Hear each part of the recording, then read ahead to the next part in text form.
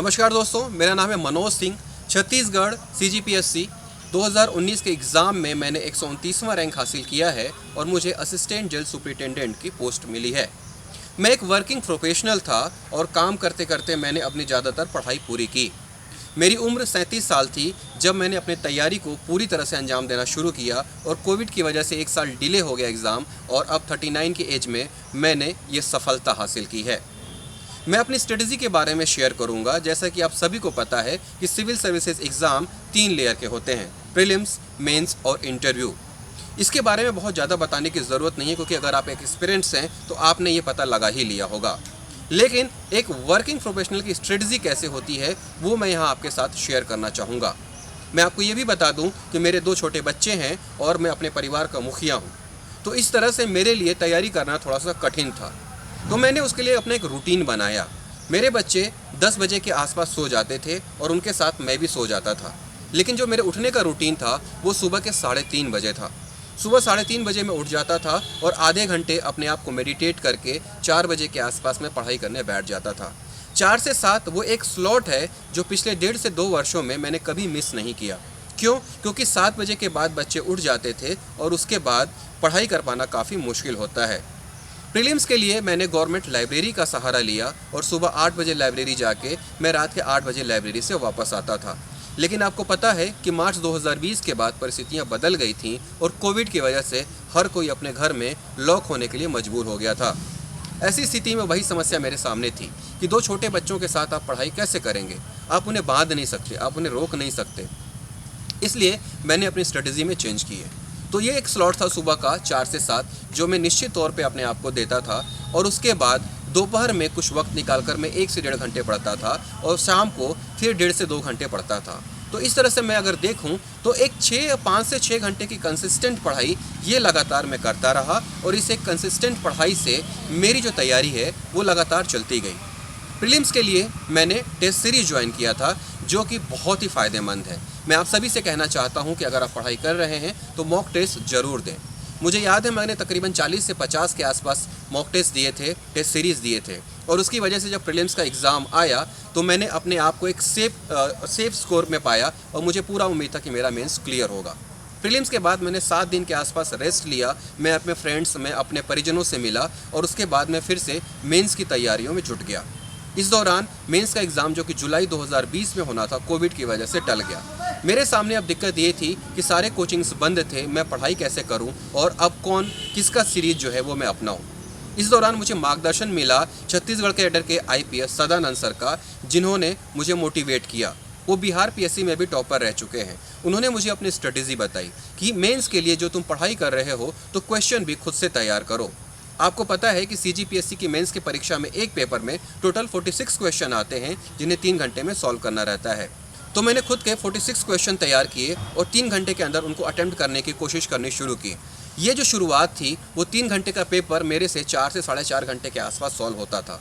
उंगलियां दर्द देती थी क्योंकि मैं 15 साल तक सक्रिय जर्नलिज्म में था और मैं लैपटॉप का आदी था। लिखना लगभग छूट सा गया था, लेकिन फिर भी लिखने की हैबिट धीरे धीरे डाली और उसके बाद मैं लगातार सीरीज़ ज्वाइन करते गया।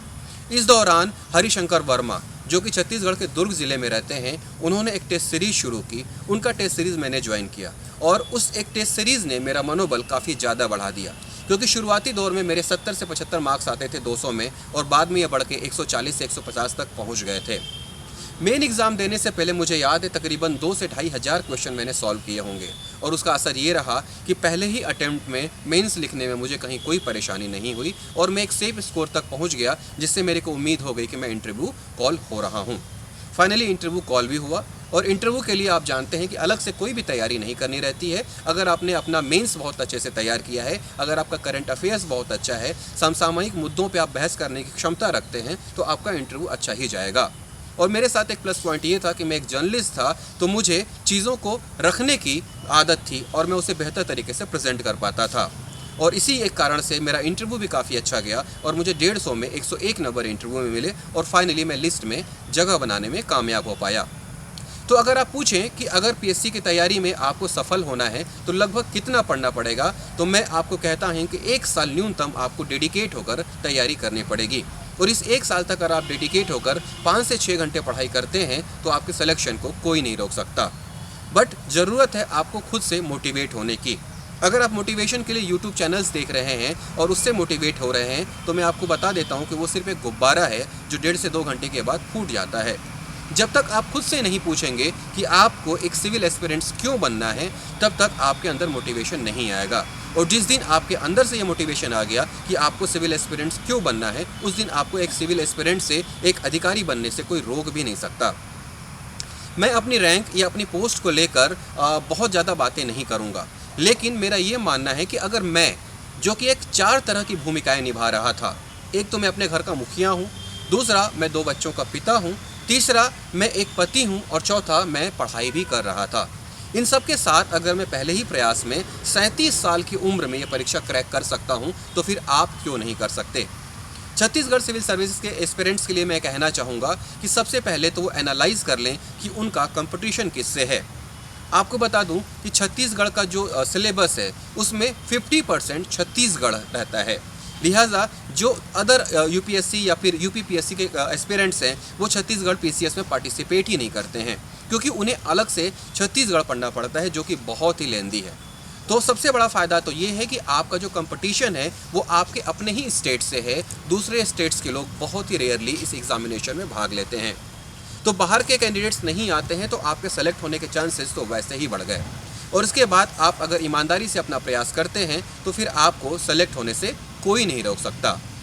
देखिए, यहाँ पे सबसे बड़ी बात यह है कि आप सिलेबस को बहुत अच्छी तरह से समझें और उसके नोट्स बनाएं।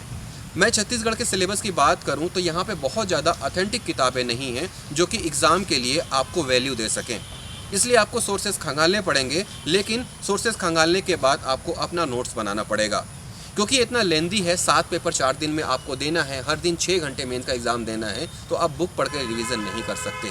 तो आप जब भी अपने नोट्स बनाएंगे तो वो नोट्स ही आपको एग्ज़ाम में याद आते हैं, और जब आप उसका समराइजेशन करते हैं, सिनॉप्सिस बनाते हैं, तो चीज़ें बहुत अच्छी तरह से आपको रिकॉल होती हैं। तो एक बार फिर से कंक्लूजन में मैं यही कहना चाहूँगा कि लक्ष्य कोई भी बड़ा नहीं होता है, बड़ी होती है आपकी हिम्मत। और अगर आपने हिम्मत कर ली है तो दुनिया का कोई भी लक्ष्य आपके कदमों के नीचे होगा। फिर से एक बार कहता हूँ, मैं 37 साल की उम्र में अगर ये कर सकता हूँ तो आप में से ज़्यादातर एस्पिरेंट्स यंग हैं। आपका जो ब्रेन है वो ऊर्जा से भरा हुआ है, उस ऊर्जा का सकारात्मक इस्तेमाल करिए और अपने लक्ष्य को अपने कदमों के नीचे झुकाइए।